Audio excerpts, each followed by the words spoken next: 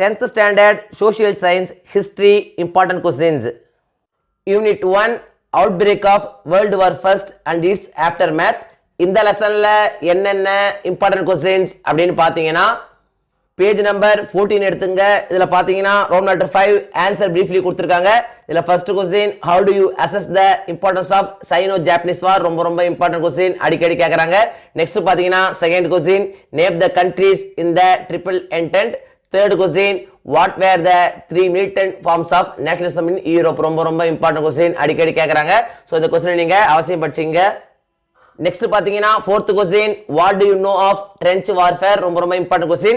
Next பாத்தீங்கன்னா sixth question list out any two causes for the failure of the League of Nations ரொம்ப ரொம்ப important question அடிக்கடி கேக்குறாங்க. So இந்த question நீங்க அவசியம் படிச்சீங்க. நெக்ஸ்ட் பாத்தீங்கன்னா roman letter 6 answer the following detail கொடுத்திருக்காங்க. இதுல பாத்தீங்கன்னா first question discuss the main causes of the first world war ரொம்ப ரொம்ப இம்பார்ட்டன்ட் क्वेश्चन அடிக்கடி கேட்கக்கூடிய क्वेश्चन நிச்சயமா எக்ஸாம்க்கு வந்துருங்க. சோ இந்த क्वेश्चन நீங்க அவசியம் படிச்சீங்க. நெக்ஸ்ட் பாத்தீங்கன்னா second question highlight the provisions of the treaty of Versailles related to Germany இதுவும் பாத்தீங்கன்னா ஒரு சில क्वेश्चन உங்களை கேக்குறாங்க. சோ இதையும் நீங்க அவசியம் படிச்சீங்க. நெக்ஸ்ட் பாத்தீங்கன்னா fourth question estimate the work done by the League of Nations இதுவும் பாத்தீங்கன்னா அடிக்கடி கேட்கக்கூடிய क्वेश्चन தான். சோ இந்த क्वेश्चन நீங்க அவசியம் படிச்சீங்க. Unit 2 the world between two world wars இந்த லெசன்ல என்னென்ன இம்பார்ட்டன்ட் क्वेश्चंस அப்படின்னு பாத்தீங்கன்னா பேஜ் நம்பர் 26 எடுத்துங்க. இதுல ரோம் லெட்டர் 5 ஆன்சர் பிரீஃப்லி கொடுத்திருக்காங்க. இதுல first question what do you know of the white terror in Indochina. Next பார்த்தா third question how did great depression impact on the Indian agriculture ரொம்ப ரொம்ப important question. Next பார்த்தீங்கன்னா fourth question define dollar imperialism நிச்சயமா நம்ம எக்ஸாமுக்கு வர வாய்ப்பு ஒரு இம்பார்ட்டன்ட் क्वेश्चनங்க. சோ இது நீங்க அவசியம் படிச்சீங்க. நெக்ஸ்ட் பார்த்தீங்கன்னா ரோம் லெட்டர் 6 ஆன்சர் டீடைல் கொடுத்திருக்காங்க. இதுல first question trace the circumstances that led to the rise of Hitler in Germany ரொம்ப ரொம்ப இம்பார்ட்டன்ட் क्वेश्चन அடிக்கடி கேட்கக்கூடிய क्वेश्चन. சோ இந்த क्वेश्चन நீங்க அவசியம் படிச்சீங்க. நெக்ஸ்ட் பாத்தீங்கன்னா second question attempt a narrative account of how the process of decolonization happened in India during the interwar period 1919 to 1939 ரொம்ப ரொம்ப இம்பார்ட்டன்ட் क्वेश्चन அடிக்கடி கேட்கக்கூடிய क्वेश्चन. இந்த ரெண்டு क्वेश्चनல இருந்து நிச்சயமா ஒரு क्वेश्चन எக்ஸாம் வந்துரும். சோ இந்த ரெண்டு क्वेश्चन நீங்க அவசியம் படிச்சீங்க. யூனிட் 3 வேர்ல்ட் வார் செகண்ட் இந்த லெசன்ல என்னென்ன இம்பார்ட்டன்ட் क्वेश्चंस அப்படின்னு பாத்தீங்கன்னா பேஜ் நம்பர் 38 எடுத்துங்க. இதுல பாத்தீங்கன்னா roman letter 5 answer the questions briefly கொடுத்திருக்காங்க. இதுல first question who were the three prominent dictators of the post world war first ரொம்ப ரொம்ப இம்பார்ட்டன்ட் क्वेश्चन. நெக்ஸ்ட் பாத்தீங்கன்னா third question describe the Pearl Harbor incident ரொம்ப ரொம்ப இம்பார்ட்டன்ட் क्वेश्चन அடிக்கடி கேட்கக்கூடிய question இது அவசியம் படிச்சீங்க. நெக்ஸ்ட் பாத்தீங்கன்னா fifth question name the Bretton Woods twins. Sixth question what are the objectives of IMF. இந்த ரெண்டுமே பாத்தீங்கன்னா ரொம்ப ரொம்ப இம்பார்ட்டன்ட் क्वेश्चन தான். ஒன்னு மாத்தி ஒன்னு கேட்டே இருக்காங்க. சோ இத நீங்க அவசியம் படிச்சீங்க. நெக்ஸ்ட் பாத்தீங்கன்னா ரோம் லெட்டர் 6 ஆன்சர் டீடைல் கொடுத்திருக்காங்க. இதுல first question analyze the effects of the world war second ரொம்ப ரொம்ப இம்பார்ட்டன்ட் क्वेश्चन அடிக்கடி கேட்கக்கூடிய क्वेश्चन. வேர்ல்ட் வார் ஃபர்ஸ்ட் இல்லனா வேர்ல்ட் வார் செகண்ட் இந்த ரெண்டு क्वेश्चनல இருந்து நிச்சயமா ஒரு क्वेश्चन எக்ஸாம் வந்துருங்க. சோ இந்த ரெண்டு क्वेश्चन நீங்க அவசியம் படிச்சீங்க. நெக்ஸ்ட் பாத்தீங்கன்னா second question assess the structure and the activities of the UN இதுவும் பாத்தீங்கன்னா ரொம்ப ரொம்ப இம்பார்ட்டன்ட் क्वेश्चन தான். சோ இந்த क्वेश्चन நீங்க அவசியம் படிச்சீங்க.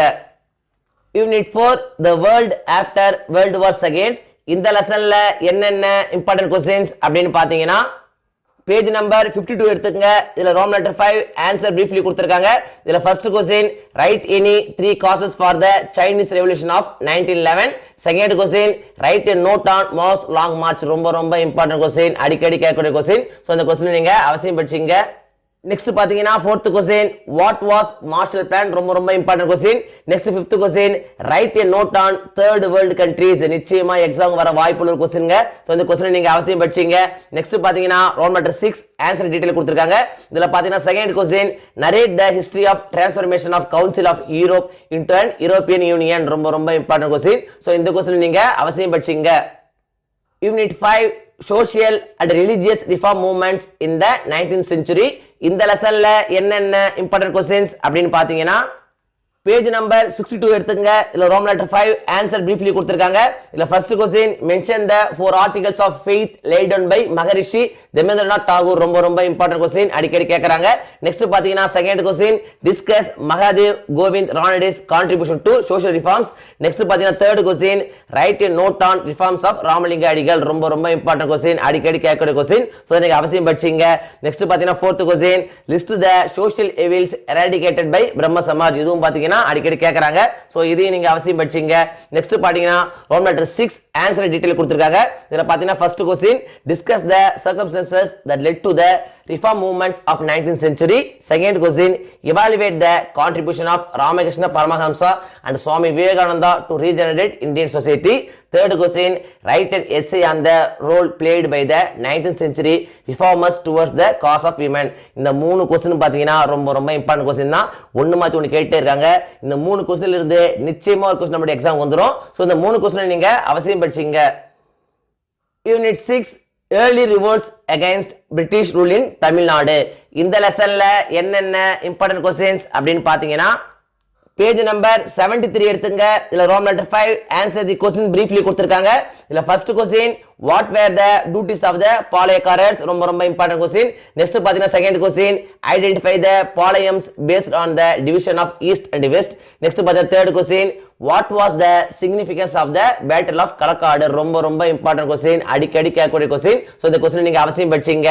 நெக்ஸ்ட் பாத்தீங்கன்னா fifth question highlight the essence of the Tiruchirappalli proclamation of 1801, ரொம்ப ரொம்ப இம்பார்ட்டன்ட் கொஸ்டின், அடிக்கடி கேட்கக்கூடிய கொஸ்டின். ஸோ நீங்க அவசியம் படிச்சீங்க. நெக்ஸ்ட் பாத்தீங்கன்னா ரோமன் லெட்டர் 6 ஆன்சர் டீடைல் கொடுத்திருக்காங்க. இதுல பாத்தீங்கன்னா first question attempted essay of the heroic fight Veerapandiya Kattabomman conducted against the East India Company, ரொம்ப ரொம்ப இம்பார்ட்டன்ட் கொஸ்டின், அடிக்கடி கேட்கக்கூடிய கொஸ்டின். சோ இதை நீங்க அவசியம் படிச்சீங்க. நெக்ஸ்ட் பாத்தீங்கன்னா third question account for the outbreak of Vellore revolt in 1806, இதுவும் பாத்தீங்கன்னா அடிக்கடி கேட்கக்கூடிய கொஸ்டின் தான். சோ இதையும் நீங்க அவசியம் படிச்சீங்க. Unit 7 anti colonial movements and the birth of nationalism. இந்த லெசன்ல என்னென்ன இம்பார்ட்டன்ட் கொஸ்டின்ஸ் அப்படின்னு பாத்தீங்கன்னா பேஜ் நம்பர் 87 எடுத்துங்க. இதுல பாத்தீங்கன்னா Roman letter 5 answer the following questions briefly கொடுத்திருக்காங்க. இதுல second question name the territories annexed by the British under the doctrine of lapse, ரொம்ப ரொம்ப இம்பார்ட்டன்ட் क्वेश्चन, அடிக்கடி கேக்குறாங்க. நெக்ஸ்ட் பாத்தீங்கன்னா third question what do you mean by drain of wealth. Fourth question highlight the objectives of home rule movement. Fifth question summarize the essence of Lucknow pact, ரொம்ப ரொம்ப important question, அடிக்கடி கேட்கக்கூடிய question. So இத நீங்க அவசியம் படிச்சீங்க. Next பாத்தீங்கன்னா Roman letter 6 answer detail கொடுத்திருக்காங்க. இதுல பாத்தீங்கன்னா first question discuss the causes of the revolt of 1857. Second question how did the people of Bengal respond to the partition of Bengal. இந்த ரெண்டு क्वेश्चनல இருந்து நிச்சயமா ஒரு क्वेश्चन நம்ம எக்ஸாம் வந்துருங்க. சோ இந்த ரெண்டு क्वेश्चन நீங்க அவசியம் படிச்சீங்க. Unit 8 nationalism Gandhian face.